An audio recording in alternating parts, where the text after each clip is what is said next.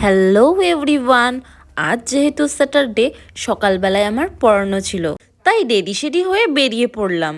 আমার বাকি সিজনগুলোর থেকে উইন্টার সিজনটা ভীষণ প্রিয়। আর এইদিকে আমি আমার কুট্টু স্টুডেন্টের সাথে একটু মজা করে নিচ্ছিলাম।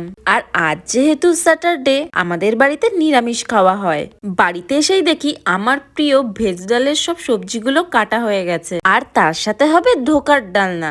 এই দেখেই তো আমার মনটা খুশি হয়ে গেল। তোমরা কারা কারা এই ভেজ ডাল আর ঢোকার ডালনা খেতে ভালোবাসো অবশ্যই কমেন্টে জানিও। তারপর মা বললো ছোলাগুলোকে যা একটু রোদে দিয়ে আয়।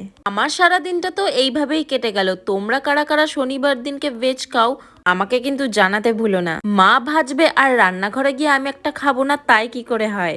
এইগুলো করার মধ্যে কিন্তু একটা আলাদা রকম মজা আছে। যাই হোক, সময়ের অভাবে বাবার আর এবার গাছ লাগানোর সময় হয়ে ওঠেনি, তার জন্যই হয়তো বাগানটার আগের বারের মতন সুন্দর লাগছে না। আর এইদিকে আমি তো স্নান টান করে রেডি হয়ে গিয়েছিলাম। নিরামিষ হলেও তো আজকের রান্নাগুলো কিন্তু বেশ টেস্টি হয়েছিল।